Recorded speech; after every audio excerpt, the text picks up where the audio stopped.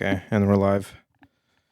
But yeah, it's springtime. It's the weekend. The track was just filled with assholes. Yesterday it was nuts. Just people cutting you off and braking like right in front of the turn. It was pretty mental. But I was probably the asshole to someone else. So just how it goes. We're here with Rayme Michaels, right? Hey, great to be here. Thanks for having me, guys. I really appreciate it. Thanks for coming. Excited to have you here. I'm excited to be here. Remy's a long-term friend and collaborator with various projects and various things. You were actually on the cover of one of my books that I edited.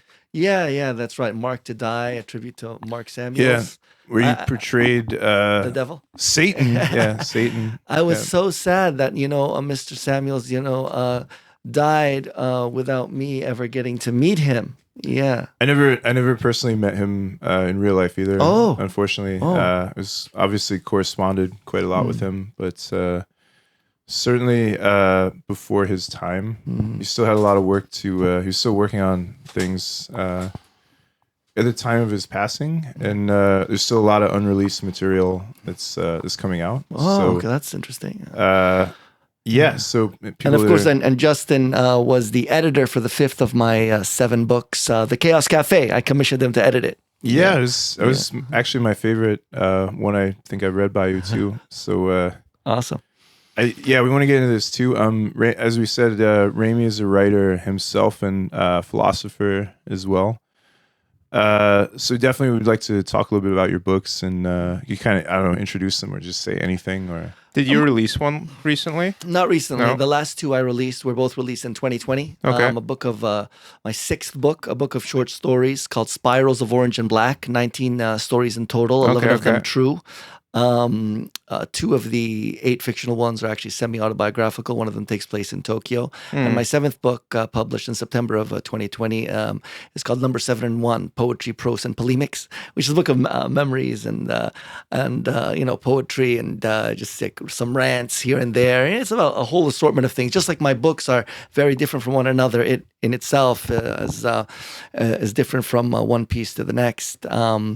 But my first 5 books are novels and novellas. My first one is a novella called Incorrigibility, published in April of 2012. It's a comedy. It's kind of an anti-chick-lit kind of comedy, very bawdy, very screwball kind of comedy, very irreverent, My second book is called Red Love, published in July of that year on my 31st birthday, actually.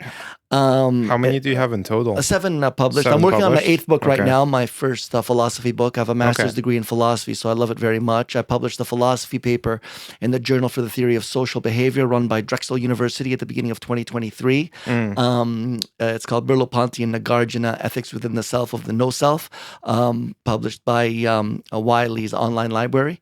My second book, Red Love, won honorable mention at the top of the list for general fiction at the 2014 London Book Festival. Wow. My third book is my first full-length novel. It's called Screw the Devil's Daiquiri. It's semi-autobiographical, so it's partly about me. It's a dark urban comedy meets psychological drama. Okay. My fourth book, Even on Mars, is a science fiction sex comedy. It's really over the top, all humor. over the place. Yeah, it's an over the top, kind of comedy. It's a novella though, but the longest of my 3 novellas. And my 5th book is the one I just mentioned, The Chaos Cafe, that he edited, is a dark urban existential satire on chaos. It's called The Chaos Cafe. Okay. It's my second full-length novel, and it's my most philosophical book thus far, I would say. And the other 2, I already told you about, my 6th and 7th. As I said, the one I'm writing now is my first philosophy book. It's taking me a long time because it's nonfiction. It's nonfiction, and it's a good requiring a lot question. of research. Is Okay. philosophy nonfiction? That's a bit of a deep question. That's a bit of a philosophical investigation, as Wittgenstein would probably say. I guess it depends on how it's expressed. I mean, if it's expressed like Nietzsche's "Thus spoke Zarathustra," then it's fiction because it's a novel, expressing philosophy in its narration and its dialogue. But if it's a book like, say, the book that changed my life on the genealogy of morals, then that would definitely be nonfiction, I'd say. Yeah, I think I feel like interestingly the lines aren't super clear. I mean, like even with Plato and everything and Aristotle. I mean, a lot of those dialogues are, you could look at them as being, fictional stories. Yeah, there's no way Plato remembered every single word that Socrates says. Obviously, he's embellishing a lot of things. He's adding himself into the dialogues as well, and that's why as the dialogues go on, they change not so much because Socrates in his life had changed, but also Plato himself was evolving as a thinker and a philosopher. Yeah, so I do think there's that interesting fictional element, and even I feel like Kierkegaard, there's kind of a lot of it is sort of quasi-fiction. Well, and, yeah, I mean, the second part of either or is just an aesthetic defense of the validity of marriage, and he in either or he has a story of the seducer.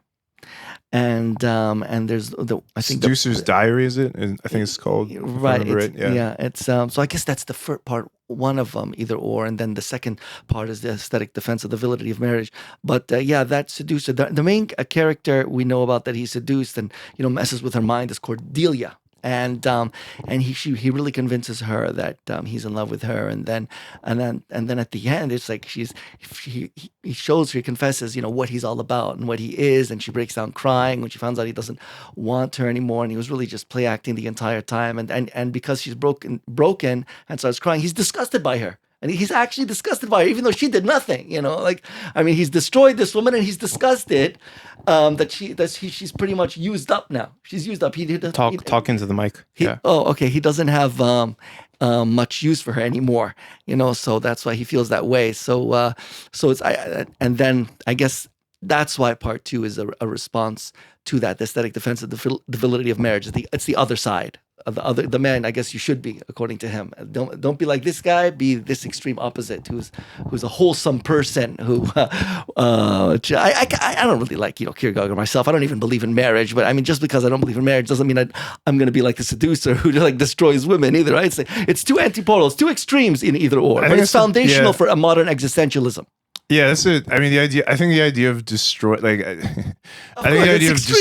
women is a bit of a no, it's extreme. He does it on purpose. Yeah. Interesting though, certainly interesting. I mean, I do come back to Kierkegaard's stuff myself again, mostly taking the extreme opposite tack to a lot of his takes. But I love the sickness unto death. Yeah, it's important material. Certainly creates a lot of questions that I think people have to answer in their own ways. But so I do think there's this fiction philosophy interplay, and I feel like a lot of philosophers were maybe frustrated fiction writers, and possibly vice versa too, right? So I think there are some writers that kind of turn. Well, I mean, Thomas Ligotti, I guess you could say, would be one who started off writing what was at the time considered horror fiction, and now is probably better known as a Schopenhauer light, I guess. I don't know what else you would call him. He's a bit of a Schopenhauer Junior, I guess you could call him at the moment, is what he's possibly better known for. So yeah, there is that kind of crossover, I think, between the two. Some people thinking they're doing one and maybe actually doing more of the other, I guess you could say. I don't know if you ever look at it that way yourself when you're writing things or coming up with projects. Look at it in what way? What do you mean? Well, I mean, if your fiction writing informs your philosophy work and vice versa, or if you kind of see it that way. Oh, I do see what you're saying. Yeah, I do. Obviously, I've tried to express different philosophical takes within my writing. Not necessarily my take, but a take that's out there, and I put it, within the mind of a character, or one character could be my side, and another character could be, the devil's advocate, you could say. Right.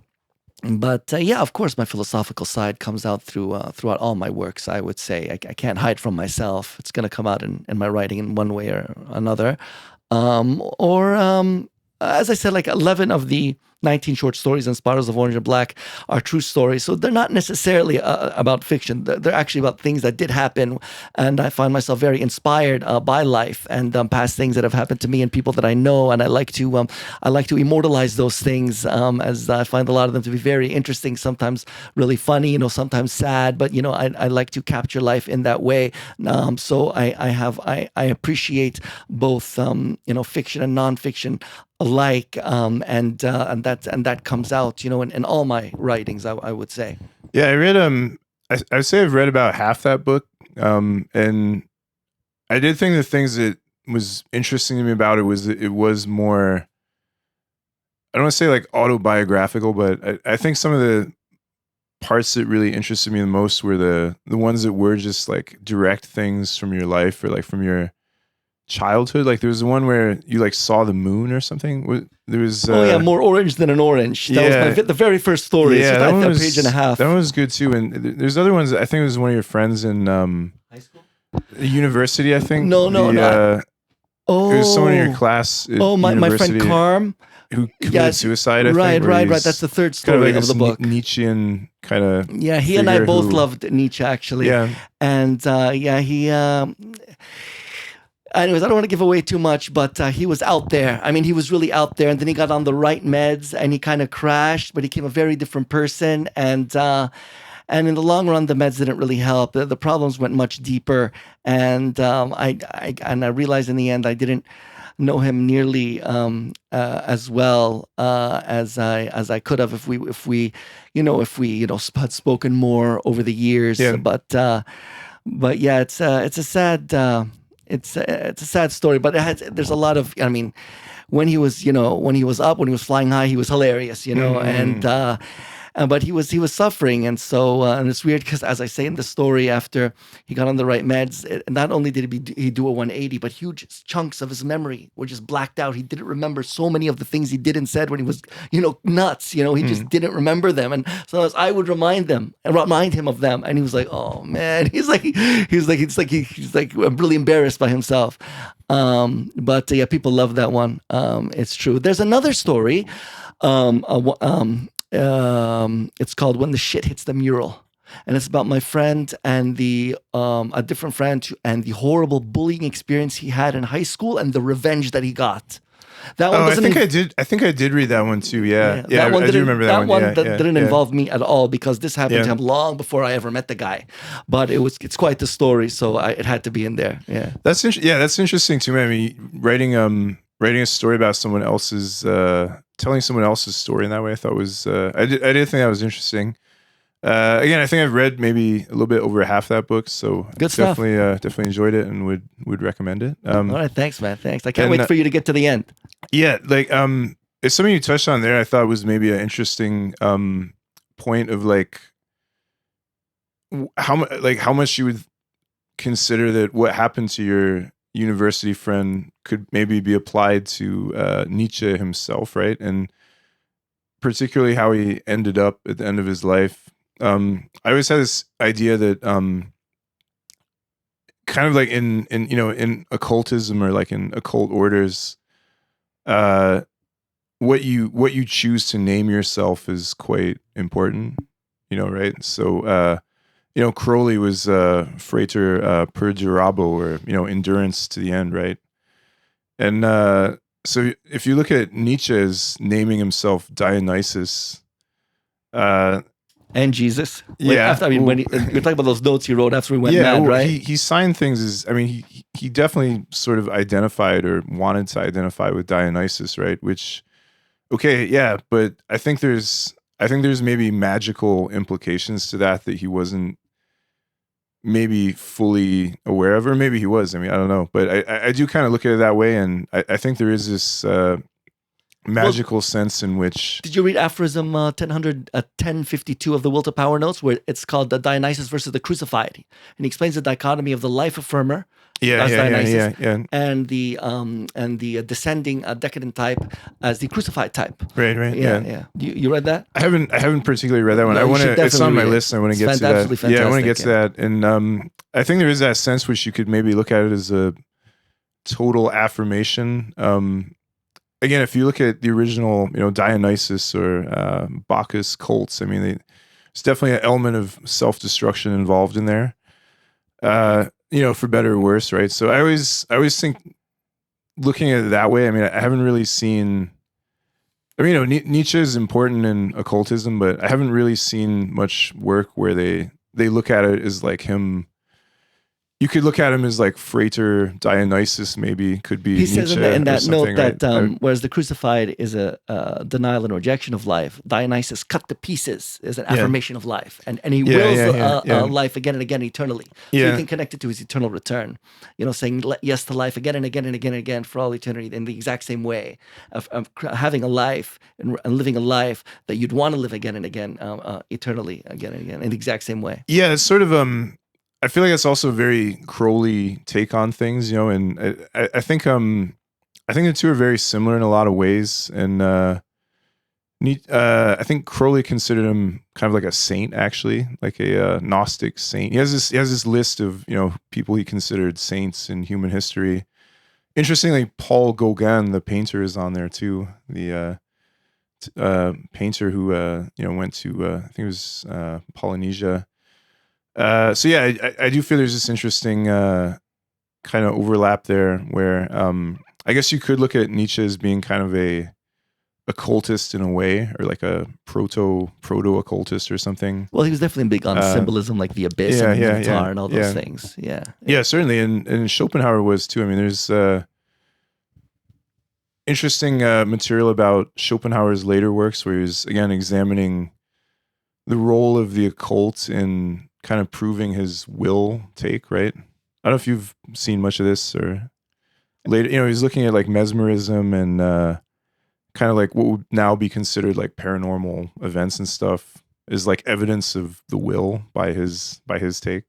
And sorry, just quick audio note. Do you mind keeping the mic on rather than clicking it on off? Sure, Yeah, no thank you. Just leave it, Great. leave it on and just keep it. Sorry to interrupt. Keep it kind of it's good, steady yeah. there. Yeah. There's definitely a connection between do as thou wilt and the will to power itself, Right, yeah, or yeah. at the very least, an ascending will to power. Yeah. With Nietzsche, there are decadent expressions of the will to power, which he's against. He's very much for, and the ascending, Dionysian or Dionysian expression of the will to power, and I think Nietzsche was probably an influence on Crowley in that way to some extent.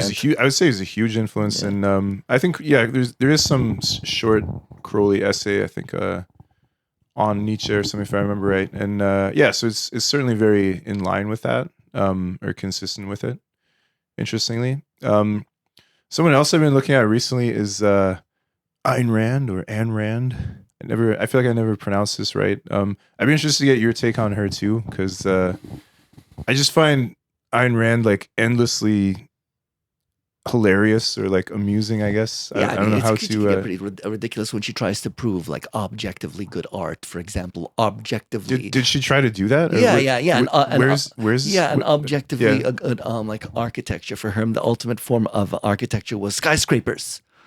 And which is just like they could be nice, but they're really just a cube, like a rectangle standing in front of you. Like I much prefer the art of the architecture of the Renaissance, personally, or classical Greece. That's what. Do you think that's just for lack of a better imagination, though? Like there are some interesting skyscrapers, right? Like Burj Khalifa, I think, as gaudy as it may be. That's how it's pronounced, right? Anyway. Yeah. But that's something, it's not a cube at the very least.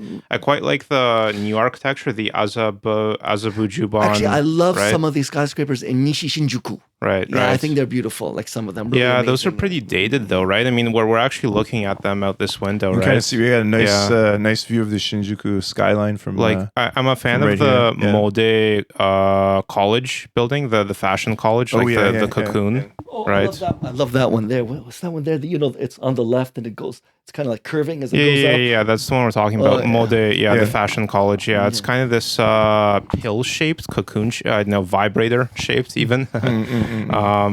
We were just talking about phallic architecture. Like before we started recording, we were discussing because recently visited the Kanamara festival here, which is the phallic festival, and we're kind of just discussing penis architecture before we started recording. So it's maybe a crossover there, possibly with Ayn Rand too, or Ayn Rand.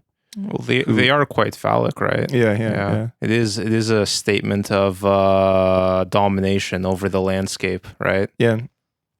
Well, yeah, that's something I think Ayn Rand would probably approve of, phallically dominating the landscape with of the creative individual or something. I watched there's actually a movie about her I watched recently, the Passion of Ayn Rand. Have you heard of this? Is it like a satire of Passion of the Christ? But Well, I think it was before that came out. Passion Actually, of the Christ was based on this. it probably, yeah. Jesus just copying Ayn Rand as he probably does, right?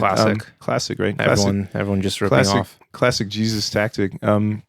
No, it's a highly amusing movie. I would recommend you definitely watch it. I mean, it's just a realist drama about the life of Ayn Rand and her circle and everything, and quite compelling, quite interesting. I believe it was on Phil Donahue that she said the only philosopher that ever inspired her and influenced her was Aristotle. That surprised me. Yeah. That's what she Well, said. that's where her like A is A, objectivism, non-contradiction thing comes from, I guess, right? So possibly the case. Yeah. I don't know how familiar you are with Ayn Rand, or So I started reading Atlas Shrugged, and that's about it. yeah, it's she was Or no, sorry, Fountainhead. the Fountainhead. I can't remember which one I started, but yeah, I That's whatever. interesting. Like, what got you into that? Like, was it recommended somewhere? Yeah, Was recommended it, basically by my friend's kind of brother. Who, Okay, just I guess he's quite conservative and was Yeah, quite yeah. conservative, and it kind of came up through that vein, I guess. Yeah, Political. interesting. Like, I guess the extent to which she was like conservative is another interesting question. I mean, I think in some ways, like, her take was kind of more radical in some ways, but it's basically like she's libertarian ideals, well, right? I feel like I'm no expert here. I'm just coasting on vibes, I guess. But I think I think her students became very libertarian, Right. And kind of like actually. Well, Alan Greenspan, right, was actually like one of her students. If I remember right, and So I don't know how. I think the interesting thing she had this like very romantic view of capitalism, Oh yeah. which again is very straight. Like, I don't know if people now would like, romantic is probably not the word they would first think of when thinking of capitalism, right? Yeah. But she, like, that was her take, which is again, things maybe look different from the vantage point of the present rather than when she was writing. Yeah, she argued for zero regulation, right? Like, very libertarian. Right? Yeah. So yeah, you could look at her as kind of like, I don't know, maybe the grandmother of libertarianism in some ways, I guess. But did she create those values? Carve out that set of values. I don't know. I mean, I wouldn't say there's, from what I've read, I wouldn't say there's anything terribly original in her material, right. But certainly an interesting spin on them, or interesting presentation, I guess. She said that she argued in a 1950s interview that she didn't believe in regulation because everything could run from self-interest. People would naturally on their own put money in this giant, pot. Sorry, can you talk into the mic? Yeah, Thank you. sorry. People would, according to her, out of self-interest, put this money into this kind of governmental pot. You could call it for the roads. For the roads. They need roads, they'll automatically want to put in the money. You won't have to take the money from taxes, she believed.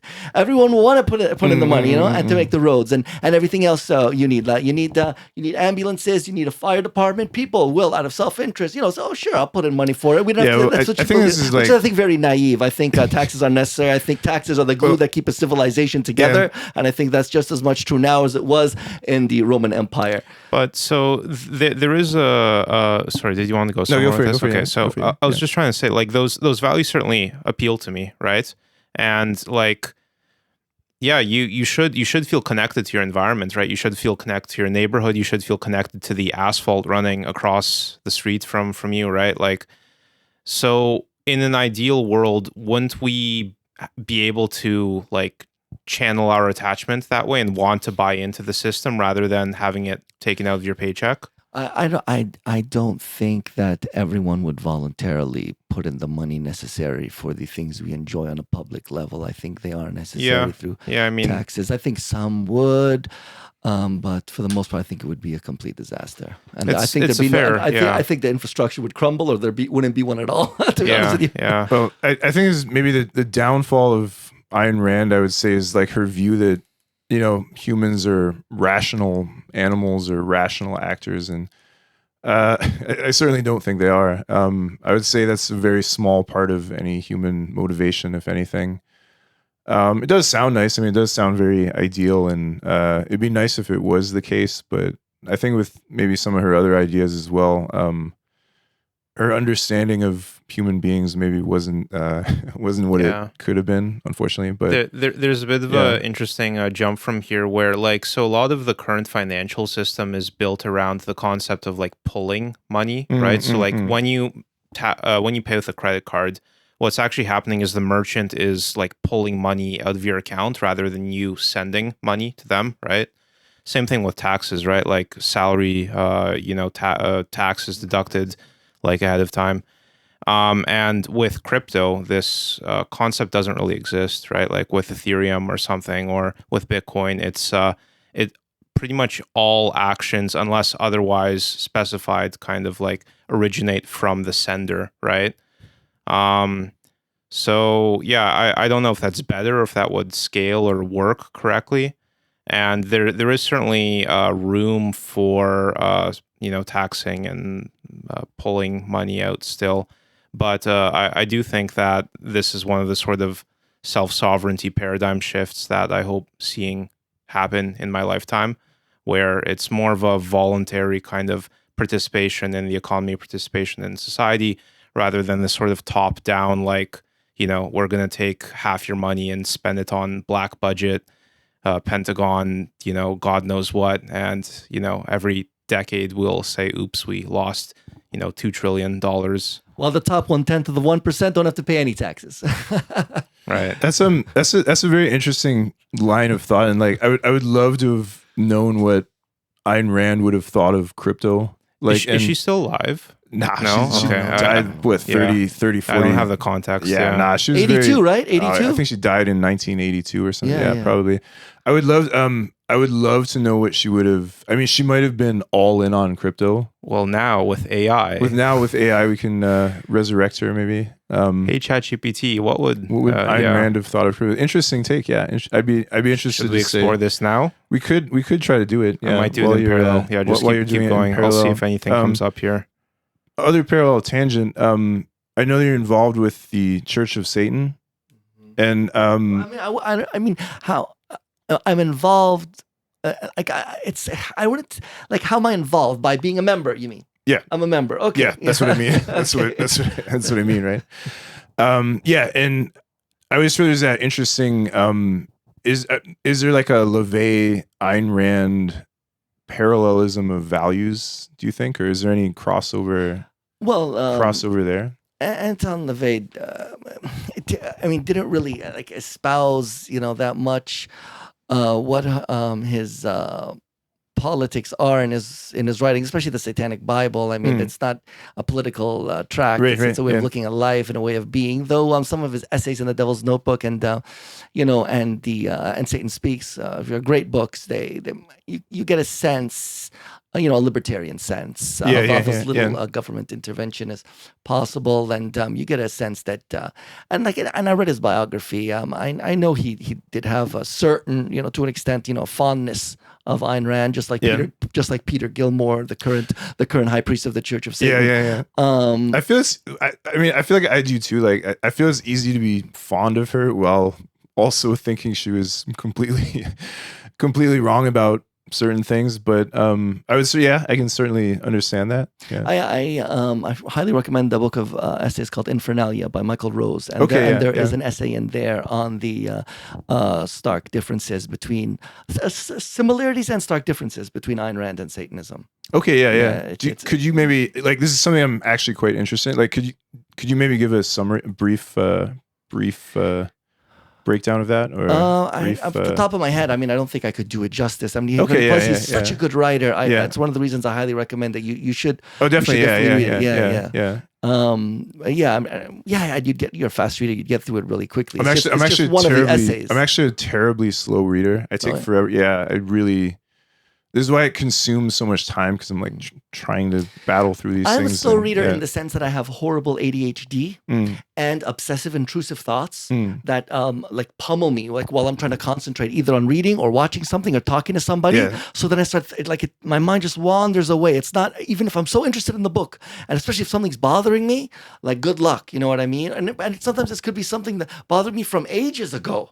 You know, and my mind obsesses, over that. I feel you. Yeah. Something annoying that happened in 3rd grade or something. Yeah. Could be. Honestly, it could be. Yeah. It takes me away, and then I'm like, come on, concentrate. I got to pull myself back. You know, so in terms of like the reading itself, I'm fast. But then that's negated by how much my mind wanders. You know what I mean? It's horrible. It's absolutely horrible.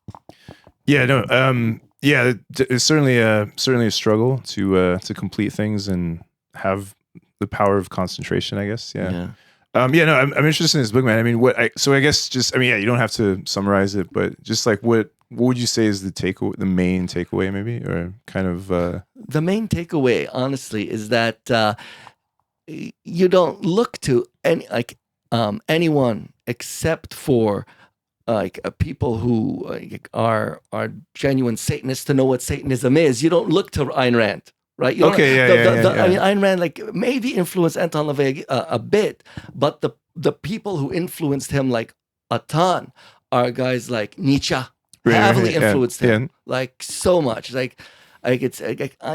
Ayn Rand influenced him was like a mere itsy fraction of how much Nietzsche influenced him. Or also other guys like Rasputin, who's heavily influenced by Rasputin. He's obsessed with Rasputin, and there's others like Epicurus. Right, heavily influenced to Satanism. One aspect of it is Epicureanism, and who else? He had other influence. Francois Rabelais, heavily influenced. Gargantuan Pantagruel. You're quite influenced by him as well, right? Yeah, I'm influenced by Nietzsche, Rabelais, Anton LaVey himself. Sure, I am. Yeah, of course. Yeah. So guys, those people really influenced him. Like Ayn Rand's just like a speck of influence on him compared to those guys. I'm interested, like what they were like contemporaries too. So, I wonder if she probably wasn't, but I'd be interested to hear what Ayn Rand would have thought of him as well, LaVey as well. It's interesting. I guess she had this kind of Prometheus, like in what's the Anthem? She has the character renames himself Prometheus at the end. So. I guess you could look at Satan as kind of a Prometheus figure, Promethean character. Promethean character, sure, definitely, in a way. Yeah. There's one essay that Peter Gilmore put on the Church of Satan's website about this vast spectrum of politics that all the different Satanists in the world, subscribe to, and they're all along from the left all the way to the right, all the way from communism all the way to fascism. No two Satanists are the same. Satanism is about staunch individuality, a very Nietzschean, thing, and the Church of Satan puts no pressure on any Satanist to believe or subscribe to any one particular political view. That's not what it's about. I mean, that's up to the Satanist and individuality. Yeah. I mean, it's a religion and it has a philosophical outlook, but not any kind of strict political one. And there's Satanists who are social democrats, democratic socialists, libertarians, libertarian socialists, and I would call myself a libertarian socialist myself, and it's right along the spectrum. Yeah, how does that like?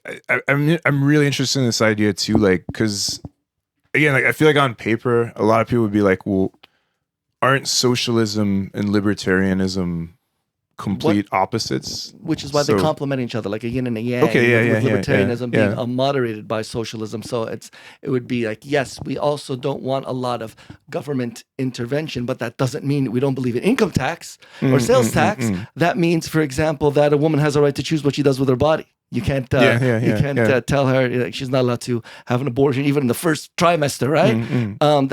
That's what it means. So and we believe in the ultra rich paying their fair share. Like they should be paying more, not less, than the middle and working classes, for example. And then we believe in universal health care, for example, and minimum wage being a living wage, stuff like that. So those things though would require government intervention. So it depends on the type of government intervention. We're not against taxes, but we're against the government, regulating things that it shouldn't be, regulating, like abortion is one, or like a country regulating, and controlling another country abroad, like imperialistically. Right. Yeah. We're against that as well. And I'm talking about libertarian socialists right now. Like that's what I'm talking about. So, but like I said, Satanists are right along the whole spectrum, all the way to fascism. They're fascist Satanists. They're communist Satanists.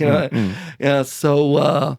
But yeah, I mean, it's not an oxymoron like you were thinking. Yeah, well, no, that's what I mean. I think that's why it is interesting to me, because it's like, again, I guess like the naive take on that would be like, oh, aren't these concepts kind of seemingly complete opposites? But I would say the opposites are socialism and libertarianism. Okay, but then libertarian socialism it's not self-contradictory, because it's taking from the perspective of the libertarian socialist the best of both worlds. Yeah, it's the Venn diagram overlap of the two kind of sets of values. Yeah, so so there's a line drawn as to when there should be and shouldn't be government intervention. So it's not two extremes of a never intervention or always intervention in every little thing. So they moderate each other very well. Just like socialism moderating capitalism. So look at it economically. Well, that really seems more stark and difference, right? Wow, capitalism and socialism, what?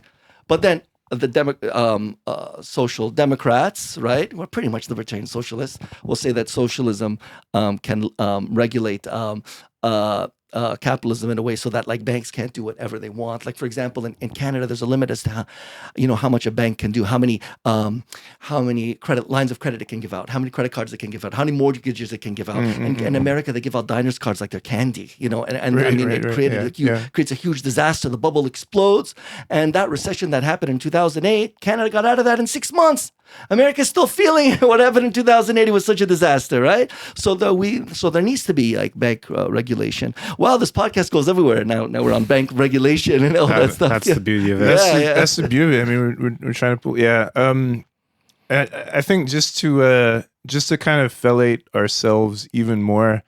I literally never see anything related to literature even touching this kind of stuff. Like if you go on any literary website or podcast, they're just they would never come close to discussing these kind of connections in any detail. So I would say we're the only people that I've seen even touching on this kind of stuff, or even really bringing it up in the first place. I would say, I mean, I feel like the so-called literary world is so neutered and controlled opposition. Like often fantasy land. It's often or something, fantasy right? land. There's no realistic. Like where does it intersect with reality? It doesn't. I mean, it intersects with trust fund university programs, and I don't know. Like I don't know. I'm just dunking on it even harder, merely for my own amusement. But no, yeah. To get back to that, I think that's the beauty of what things term themselves versus what they actually do in practice. I mean, you could look at an obvious, imperial economic system like the US is supposedly a non-interventionist democracy on paper, but it literally doesn't function anything like that in practice, right? So yeah, I mean, I do believe that something called libertarian socialism could probably have legs and have wings, right? As could lots of other things, if they function in practice rather than theory. I mean, a lot of things don't really make sense in theory, but actually work in practice, and vice versa, right?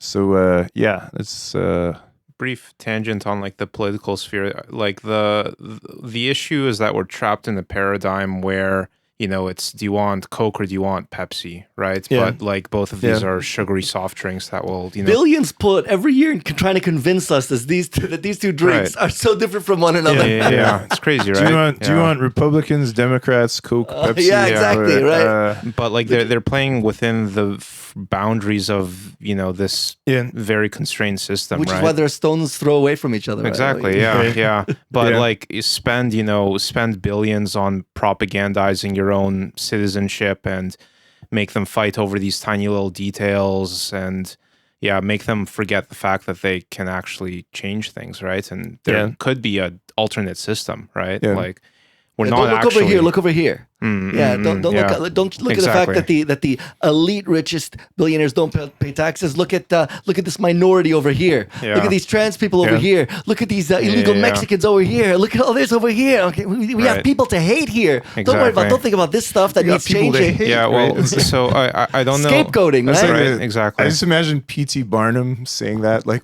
come inside. We have people to hate in here, right? Like, I don't know who that is. P.T. Barnum, you know, the circus promoter. You know, he's like, there's a sucker born every minute. I thought LaVey used to work in the circus too. Okay, it's another connection, right? Interesting. I feel like LaVey had elements of P.T. Barnum to him. You know, he's like kind of. I think he quoted that quote. He's kind of like a theatrical, very theatrical Satan or something. Is interesting.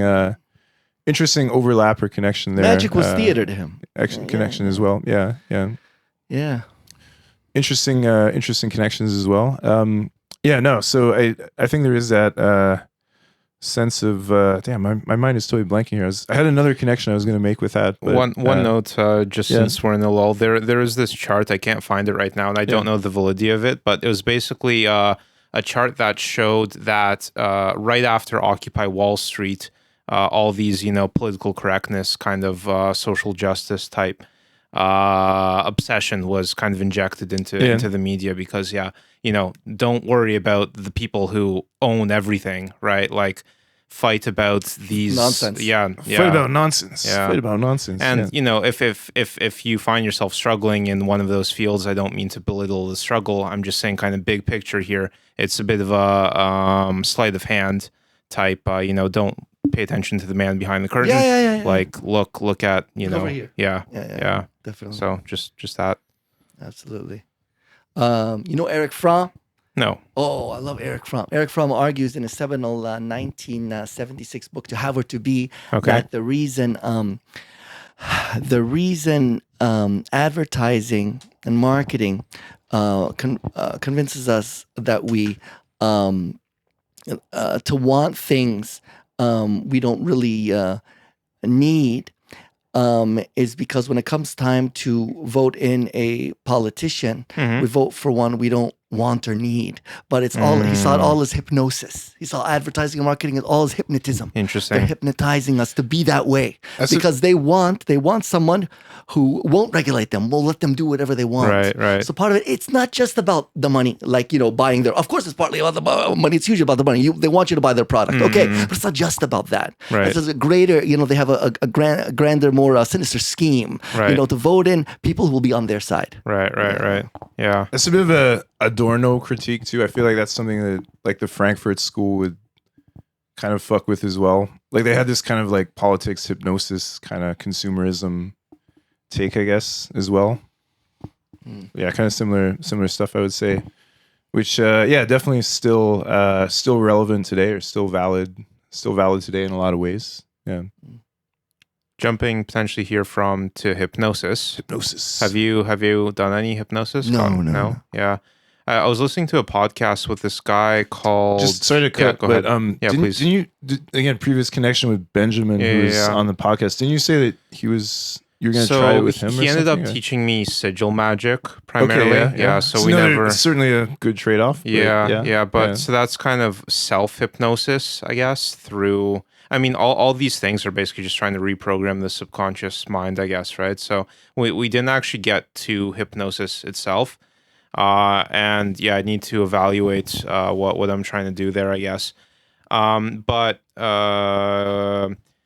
Man, there was a podcast with, I forget his name, but he has an app called Reverie, I believe, which basically is trying to do like hypnosis, self-hypnosis over an app, right? But it was quite interesting listening to him talk because he was pulling up these citations and studies of basically like if hypnosis were a prescribable medicine, it would be like the medicine, basically. Like it's been proven to be able to, you know, reduce suffering, reduce pain, all these sorts of things, right? But it's you know, modern medicine doesn't approach stuff like this way. So anyway, hypnosis, interesting. I'd like to learn more about it, but I have no experience with it. Though modern marketing arguably probably pulls a lot from hypnosis as well. Yeah. Right. Yeah. With everything, you know, billboards, There's commercials. I think the thing with that too is, and even kind of connected to the Coke and Pepsi thing, is that like, and I think Benjamin has mentioned this before too, but just this idea that like the subconscious or maybe the unconscious doesn't really process positive or negatives. So Right. like everything's a positive, right? Right. So if I like, you know, if you're walking by if you're getting on the bus and you see a sign that just says cancer, like you're not going to necessarily process that it's like about a medicine. Right. You're just gonna be like, oh fuck, cancer, right? Or Yeah, something, yeah, right? yeah. So, and you know, for better or worse, right? And Mhm. I think there's a hypnotic, you know, element of that too, which Yeah. is just like any repetition. any really, repetition right? is that's kind of like the magical idea that like, you know, what I tell you 3 times is true, right? Mhm, So if mhm. you just invoke often or Right. repeat things enough, Right. then eventually it's gonna get through. Yeah. Again, for better or worse, and I think we kind of see this with the internet too, which is Right. that like, you know, positive or negative takes are still Yeah. going to get hits. Yeah. And, you know, any engagement is engagement. Right. Right. You previously shared this idea that like the reason why the occult is interesting is because everyone seems to hate it, right? Like the religious hate it, the Yeah. scientific materialists hate it, which Yeah. you pointed out was that probably means there's something there, right? Yeah. There's certainly that element of it. So extending that, like the reason why occultism maybe is vilified by society, by everyone, right, is because they want to use all these tactics against you. Oh yeah. right? They want to, they want Because to, it's the same thing. Oh, It's yeah, yeah, invoke yeah, often, yeah. right? Yeah. It's Coke, Pepsi, right? Yeah. Like bam, bam, bam, like just sigils, right? right Yeah, sigils, right? Sigils, yeah, right? logos, right? Yeah. Like it's all that. Yeah. But they want you to think that it's some crazy, you know, voodoo nonsense. Meanwhile, Well, yeah. they just use it on you, right? Yeah, well, they don't want you to have the bag of tools as well, right? Right. Like they want to keep it to themselves, right? So Yeah. that's certainly one.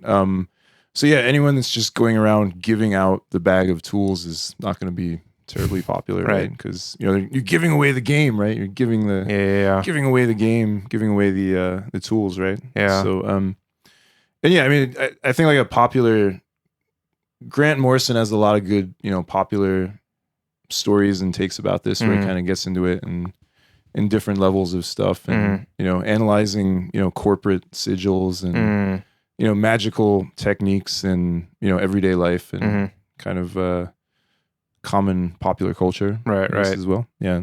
Did you ever get into Grant Morrison? No, I've never heard of him actually. Interesting comic book writer who's good introduction to a lot of these kind of topics, I guess. He did The Invisibles and The Filth? The Filth is Yeah. the other interesting one. And, you know, he's done a lot of mainstream, you know, kind of Superman, kind of common popular stuff as well, where he tries to kind of smuggle some of these ideas in. And Did you ever read this book? Did you ever read this book from 1967, The Black Arts by Richard Cavendish? No, I think I've heard of this this also heavily actually. influenced Anton LaVey. oh, right. Yeah. It's a great book. It's absolutely fantastic. Well, you know? what's it about? Well, it's about, it actually says it right at the top here, an absorbing account of witchcraft, demonology, astrology, and other mystical practices throughout the ages. Okay. Fantastic read. Absolutely. And he deals with how, part of it, is that expression of power and feeling powerful by, consummating yourself with the cosmos, big part of it is people want to feel powerful, and Right. magical gives them that tool to be powerful, to, shape the world and even affect the cosmos in accordance with their will, you know what I mean? So, Right. it's very Nietzschean and how it's connected to the will to power, like we were talking about before. Yeah, you should definitely read this. It's a Interesting. classic. Okay. It's a classic. Yeah. Have you read it? I haven't read it. No, I'm Okay. interested to. It interested does to check seem it out. foundational. Yeah. Sounds What good, year is yeah, it yeah. from? Came out in 67. Okay. Yeah. Okay. Interesting. So 2 check it years out. before Yeah. the Satanic Bible, and if you read one and then the other, you can see the influence he had on LaVey. Yeah. why do you think it's called the Black Arts? Well, because Alright. it's about the black arts. I mean, So why is Black Arts black? I guess is what I'm trying to get to. Well, Osiris is a black god, as LaVey put it. one way Osiris. of looking at it, like Anton LaVey saw it, was that they're actually, these forces that you can tap with a magic are dark because the white light religions haven't allowed them to come out into the light. So they're dark in Crowley- that sense. Crowley- And the other sense, it's a way of people to demonize them. That's the other way that Crowley has this idea of like the white school, the black school, and the yellow school, schools of magic. So yeah, the white school is like, super, I don't know, Mormon Christian kind of stuff, and then do-gooder kind of positive takes, and then the black school is like the stoic Buddhist pessimist kind of, life is suffering and we got to just do the best we can, right? And then the yellow school is like the let's actually make the best of us, enjoy ourselves kind of school. And and the yellow school kind of takes a bit of the white school and a bit of the black school and a bit of its own weirdness along the way. I always thought it was an interesting way to look at it, and there's interesting triangulations between this idea where he's like looking at secretly the white school wants to be the black school, and secretly the black school wants to be the yellow school, and secretly the yellow school wants to be the white school, right? So they're kind of like, there is this kind of dialectic between them of how they function and how they come out in practice, which I always thought was an interesting take on it. Yeah, there is that. Like Stoicism is almost you build up these philosophies to cope with your reality, right? Yeah. Oh, absolutely. Well, Stoicism is the ultimate cope, I guess. Yeah. It's The kind of- ultimate cope is Christianity, as Nietzsche yeah, argues sure. in Essay 1 Yeah. of On the Genealogy of Morals, and in other Definitely, places as well. Yeah. Do you- And Stoicism was the dominant philosophy of Tarsus, where St. Paul Saul was of from. Tarsus, Saul of Tarsus, critical connection. Connections are I mean, are the all over the Stoic place, philosophy right? is the backbone of the New Testament. Mm-mm. All those things, those so-called 7 deadly sins, which can be found in the New Testament, of course, plus like sensuality, passion, ambition, also condemned in it, were originally condemned by the Stoics. Stoicism dating back to 301 BC, founded by Zeno, and then those things were condemned before them in Plato's Republic. Nietzsche says in the preface to Beyond Good and Evil, Christianity is Platonism for the people. Yeah. So, like for example. Christ says, I am the truth. He doesn't say, I know the truth, I am the truth. So he goes, well, look at that. How could someone be the truth, right? Well, in Platonism, in the world of ideas, like Plato's heaven, there's the perfect beauty.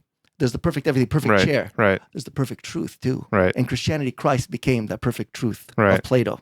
Right. So that's one of the reasons Christianity is Platonism for the people. Right. What Christ represents. That statement, I am the truth, only makes sense in a Platonic context. That's how he is the truth. He's that essential truth. The perfect truth of Platonism. I would say maybe you could like more technically, it's kind of like Neoplatonism for the people, and like I think that's where it gets into things which are currently very popular, which are basically like Gnostic ideas, which are like what would be considered like Neoplatonic emanationist schemes, including that Kabbalistic tree over there. It's Right. technically kind of one as well. So I feel like that's even like Plato on, I don't know, anabolics or something, where there's not only is there ultimate truth and meaning, but it's like a distributed scheme where they kind of welfare dole out the meaning and truth and everything over, kind of like a tier system or something. I don't even know how to explain it, but I do feel like it's almost more like Neoplatonism in practice, combined with Stoicism, which also sounds unbelievably horrible and kind of is in practice as well, I would say. There might be a parallel here, and sorry if this is completely off the path, off the road. In Christianity, there was a moment, and I can't remember who did this, where like previously the priest would face the altar in the sermon, right? And at some point under some pope, I think, like the priest basically faced the congregation, right? And so it became it went from a thing where you're basically supposed to, kind of OG podcast viewing experience, I suppose, where you're watching the priest. What's the word? Transubstantiate or it starts with a C. To do what? Well, with God, right? Commune with God, right? Yeah. It basically, originally with the priest facing the altar or facing the back of the church, the experience was meant to be the congregation watching a man commune with God, with God. And then at some point, it's the priest faced the congregation, right? Like a shift happened, and now it's more of a egoic almost event, right? Where now the priest is essentially the figurehead that's being worshipped. Well, that's sort of like that's the whole like vicarious atonement thing, which Nietzsche and Crowley both criticized, where you don't really have to do anything, right? You just get it on credit from Jesus does it for you. Just 5 Hail Marys. And the priest is, I guess the priest is sort of a stand-in where you don't really have to do anything. You just have to, kind of accept it and take it. The priest rules through the invention of sin. Nietzsche says at the Antichrist, because Nietzsche saw Christianity as a religion that makes you feel like a sinner in order to make you feel like you need to be redeemed. He says in Human All Too Human that if you look through the documents of Christianity, one by one, the purpose isn't to make you a better person, it's to make you feel as sinful as possible. He saw it as an insidious scheme, he saw, and that pretty much, he saw like St. Paul is taking, like Stoic philosophy and using it to infect mankind with what Nietzsche called Christianity's worm of sin. It makes you feel guilty over things you shouldn't feel guilty for at all by putting you on a perpetual guilt cycle. Right. Otherwise, you're broken, run to the cross. Right. You're broken, run to the priest. You're broken, run to Christ. Right. Yeah, and this comes up in so many ways now as well, because I feel like the secular analogs of that are still with us, right? Like the secular descendants of that mindset are, I would say, have been incredibly popular, even in recent times. I mean, you could look at kind of like wokeness as a form of, there's something wrong with you. You gotta watch out for your original sins of privilege, and check your privilege, check your sins, check your guilt. You better be an ally. You better admit that you've done wrong and how sinful you are. Better atone. There's definitely this sort of like kind of secular analog to that, which is still with us. I think Mark Fisher called it the vampire castle, which is kind of like the academic manifestation of that, or the contemporary kind of and he says something like all the infernal strategies of the priesthood are still with us in secular academia and a lot of these more current superstructures or formations that we still have. So I think it's important to call it out under any name, whether it calls itself Christianity, whether it calls itself academia, or wokeness, or whatever, any of these things I would say. According to Nietzsche, all these guilt-ridden things are fueled by resentment, what he preferred to call, as using the French word resentment. And like a huge part of his philosophy is waging war on that intrinsic human need, to fall for resentment, and get led by the nose with morality. Like Nietzsche says in the Antichrist, the mankind is led by the nose with morality. Was it Antichrist, or maybe it was Twilight of the Idols? I forget now. And one of them, he says that. So whether it's coming through a religion or it's coming, through some secular means, people fall for it because they want to be good. Everyone wants to be good. Nietzsche argued that people use morality to feel superior to others, morally superior to others, and to be feel, as he says in the Gay Science, justified and divine. They want to. It compensates for their insecurities and inadequacies in life. And Alfred Adler went did his whole he based his whole philosophy on that aspect of Nietzsche, superiority versus inferiority complexes. So that Adler's another guy who was heavily influenced by Nietzsche. I mean, who wasn't? Interestingly, Adler was Crowley's favorite as well, out of Jung, Freud. Oh, I can definitely see that. Yeah, I love Adler. Yeah, and again, most people, I think my friend Keith Schurholtz always points this out, because he's like, everyone sleeps on Adler, but Crowley actually considered him the most important. But he's crazily underknown compared to Jung and Freud. Definitely, interestingly, absolutely. Yeah, no, isn't like being good such a like weird flex? Like it's always, every time Satan is saying there's people wanting that badge of morality, the It's good such a guy weird- badge we call it, the good guy badge. I mean, it's such a weird flex. I mean, there's all these things like, was it like the virtue signaling, right? what was Yeah, it? yeah. What's that site, like the Good Men Project or something? What's that? There's like some, I don't know. There's all these like things that try to like smuggle this good guy badge in under various means, and like every time I see it, I'm like, really, like you're that good? I guess, like, I don't know. And Younger and Evil Nietzsche calls it the emblem of morality. The emblem of morality. I mean, it's such a weird flex. Like I never know why people feel compelled to like have this or do this. I mean, it's such a persistent but strange Well, need, I guess. where they Yeah. failed at other places in life, they can say that's okay because I'm At good. least they're virtuous, right? Yeah, At least they're exactly. good. At least they have virtue. And Yeah. Another coping mechanism. can perform it like a little drama or whatever. Yeah. Yeah, I mean, and we can wrap up here How we maybe doing in a here? few How's our minutes. time We're here? just under an hour. We can keep so going for a little bit. We still got a little bit of time. Yeah, I'll probably give it see another that. maybe 10 or so. I'll Okay. probably wrap up. Yeah, like the virtue Trapping, signaling. Yeah, it's this is another cultural shift that happened since we left Canada. Is the land acknowledgements? You've heard about these?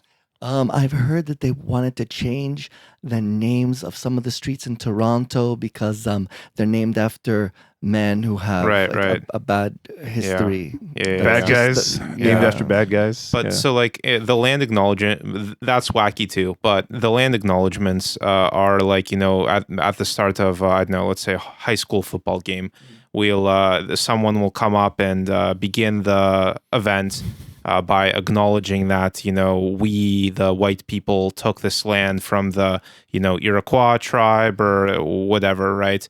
And a moment of silence. But they're just acknowledging. Yeah, yeah. Before all, they're all not- sports games? Well, but like, they're not yes, actually. basically, They're not actually giving the land back. They're Exactly. They're just Yeah. acknowledging. Okay. I never understood sounds- anything happening. Why anything happens before sports games? Why I never It's, understood why the national anthem has to happen before a Right. sports game. Just play the game, man. Yeah, you know? No, it is kind of a quasi-religious event in some ways. I mean, it's sort of a performative spectacle or ritual, I guess. You could look at A sports ritual, right? look at It's all sports just as- ritual. You could right? look at sports as being certainly a ritual.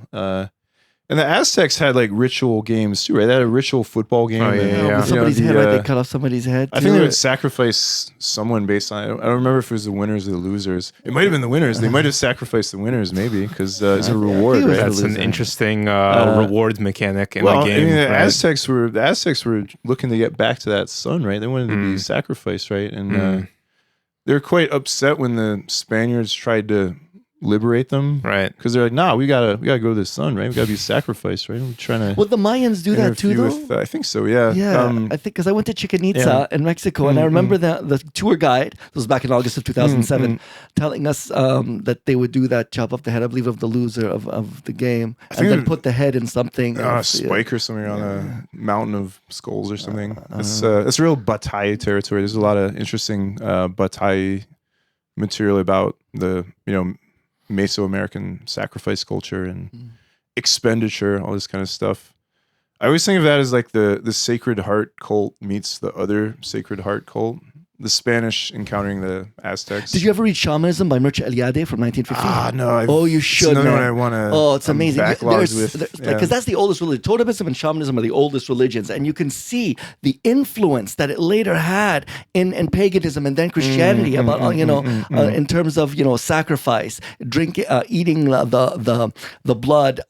Eating the flesh and drinking the blood of the god that is represented by the animal. The shaman descending into the nether world and coming back again, bringing a good person back with them if they're meant to stay alive. There's so much that is that was taken from shamanism and totemism, and you can see the parallels so clearly, and it's that's why it's such a classic, iconic book, because he really goes into the detail and depth. I also recommend the Sacred and the Profane. That's another great one by him as well. But definitely check out Shamanism. I want to check it out. Have you read The Golden Bough? No. I want to actually. It's one of these things that I'm obsessed with actually reading at some point, just because it's like so, like unfashionable now. I guess because again, it was originally under this like anthropology heading, but everyone's like, nah, it's inaccurate. But I feel like The Golden Bough is maybe like the Western version of those, Mesoamerican kind of sacrifice culture kind of stuff. Or I feel like there might be some parallels or connections there to be played out. Interesting stuff, though. Really influential book. I mean, it influenced a lot of poetry and art and writing and stuff. Whether it was strictly accurate or not, but yeah. Wow. Should we go into our last few minutes or something? Sure, or maybe, yeah, like plug-in stuff. anything. Just sheer self-promotion and self-adulation. Everyone can find my books. Adlerian self-esteem here. If with, people are interested in promotion looking at my books, yeah. you can just go to Amazon and search Rayme Michaels. Rayme spelled Rayme Michaels, and then all 7 of my books should come up. Incorrigibility, Red Love, Screw the Devil's Daiquiri, The Chaos Cafe, Spirals of Orange and Black, Number 7 and 1, and even on Mars. Yeah. Awesome. Yeah. Let's get them out there. I'll link the search. Could I link, guess link the search. yeah. Hope it shifts some units. Gets the word out there. And I have a YouTube channel too, Rayme Michaels. He'll put it in the description, I guess. Cool. Yeah. Send me the link and Sweet. Yeah. it'll be in there. And I have a blog, Rayme-Michaels.blogspot.com. Okay. Are you posting there? Or Yeah, I post it once in a while. Okay. Yeah. But I'll- I've had it since 2009, so there's a huge backlog of things I could go through. Nice. Sweet. All the links will be in the description. So Cool, please, cool, good please share stuff. that, folks. Yeah. I really appreciate you guys having me today. This was a lot of fun. It's really fun, right? You should come back out. Yeah. We wanna, I will, definitely. I feel like we just barely scratched the feel like we- the surface yeah. here, The right? time went by so quickly. Time Yeah. flies. When you're having fun. It's usually the case, right? So, yeah, we're trying to get interest. I mean, this is what I was kind of telling you before we started. I feel like in Tokyo there's a real void of any interesting long form content. I mean, everyone's just in this little Instagram reels cycle of You'll never believe what I found you'll never in believe Shinjuku, what I found. right? Yeah, so everyone's like on level 0.05 and like we're trying to be on level 10 or something, right? So everyone's like content creators in Japan are very low tier, and like anyone that is interesting mostly isn't like doing this, right? Like anyone I've discovered in Tokyo that does have something interesting to say is usually just quietly off in their little corner doing their thing. Quiet, and right? respect to them for doing that. Yeah. I mean, they're not trying to waste time with the clickbait kind of reels kind I of. wonder if we can get Louis Cordexi on. Of course, yeah, we can get him. I Could mentioned be him. interesting, right? Yeah, there's a lot of people. I mean, there's a lot of people we know in, I'll tell you later. in arts, philosophy, writing. Trying to get maybe David Peace, the writer. I don't know him. There's a bunch of occultists, philosophers we're trying to get. So definitely would love to have you back. Yeah, I'd love to come back. Yeah. In the near future to Okay. continue It's things. a lot of fun. Thanks for coming on. All right, Thanks for having again. me. Yeah. No worries. Thanks, everyone. Thank you. Peace Have out. a good week. Thanks, Have a good week. We're off.